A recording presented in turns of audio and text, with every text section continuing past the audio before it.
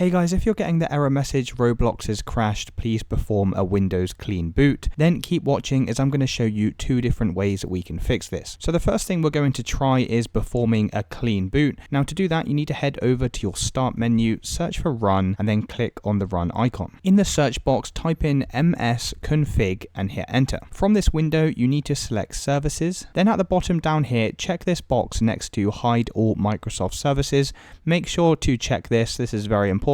And then once you have this box checked, we're just going to press disable all. Then you'll need to click apply and OK. Click on exit without restart and then head back over to the start menu and this time search for task manager. Click on the task manager window and from the left hand side select startup apps. Here's all the third-party applications that currently automatically start every time you turn on your computer. So what you need to do is click on this status column here to order them by which ones are enabled and which ones are disabled. And all the applications that you currently have enabled, you just need to go through this list and right click on each of them and select disable. Now just make note of any applications that you disable in here as we may need to re-enable them at a later time. Once you have everything disabled, you can then close out of this window and you'll need to restart your computer. Once your computer has restarted, you can then launch up Roblox and that should have now solved the error. If that still doesn't work, the second method is to come back over to the start menu, search for Microsoft Store and then click on the Microsoft Store app. In the search box at the top, we're just going to search for Roblox. Click on the Roblox application, click on the Get button here,